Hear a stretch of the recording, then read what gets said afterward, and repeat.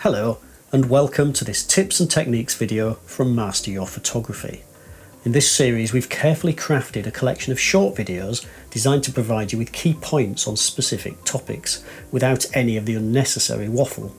Our goal is to give you practical information that you can immediately apply to your own photography. We understand that your time is precious, so we've condensed each video to deliver concise, actionable information. With our tips and techniques series, you'll gain the knowledge and the confidence to improve your photography in no time at all. So, that's probably enough waffle, let's get started. Today we're talking about cityscapes.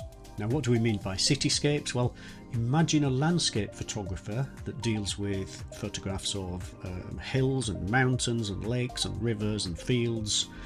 We're going to do exactly the same thing, but we're doing it in a built-up environment. So we're still looking for the same things that a landscape photographer would do. That is the play of light across our subject. We're going to use all the tricks such as leading lines, rule of thirds, etc. And we're going to use different lenses so that we can do the wide view, the panoramic view of the cityscape, but also telephoto lenses so that we can close in on the detail, we can isolate abstract type images and really tell the story of the place that we're photographing in a range of different styles. A great time of day to take a cityscape image is during the golden or the blue hour, that's at sunrise and sunset. Now the blue hour is the hour immediately before sunrise or immediately after sunset, and the golden hour is the hour immediately after sunrise or immediately before sunset, and both of them work very, very well. The blue hour after sunset is particularly good because you get the lights being switched on inside buildings, so you get this lovely illumination coming from within the building that contrasts marvellously with the blue, the deep blue of the sky at that time of day. If you walk around any modern city, then you're very likely to see examples of development work and new, modern, contemporary architecture springing up all over the place. Now, in terms of cityscape photography, this works really well because you can create architectural juxtapositions of the traditional architecture seen alongside the new contemporary architecture. A great way to do this is to use a long telephoto lens because it compresses the perspective and makes things appear closer together than they maybe are in real life. So next time you're out and about, just look for these juxtapositions because they can make really interesting shots and help to tell the story of a place. If you want to try something a little bit different with your cityscape photography, then think about using long exposures. That's slow shutter speeds. And this will have the effect of blurring any moving water or any clouds that are drifting across the sky during the exposure. We're talking about maybe 30 seconds for an exposure. Now you are going to have to lock your camera down very solidly, so you'll need a tripod, and if you're trying to do this during daylight hours, you will also need to fit a neutral density filter to your lens. Now all a neutral density filter does is cut down the amount of light that's entering the lens without affecting the colour of it.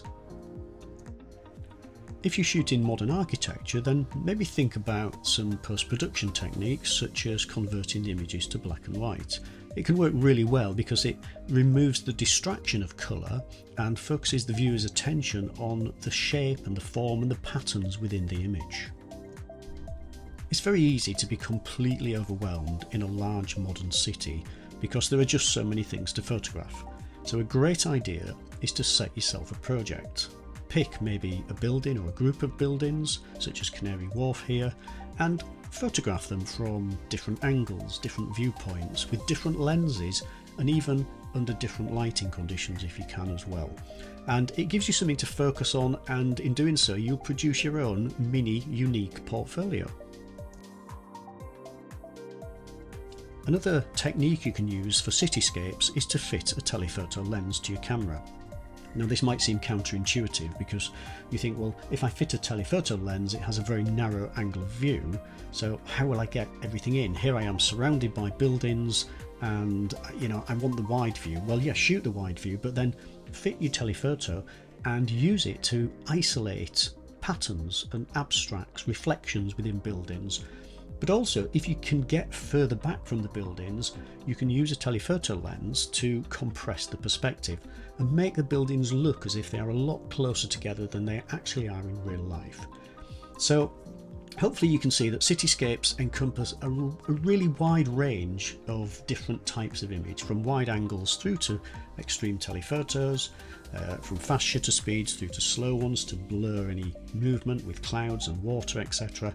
And there really is an awful lot to explore.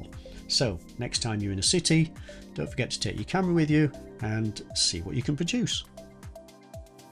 Thank you for tuning in to Master Your Photography's Tips and Techniques series. We hope you found this video useful and practical. Remember, each photo you take is a stepping stone towards becoming a better photographer. So get out there and capture the world in your own unique way. Until next time, happy shooting.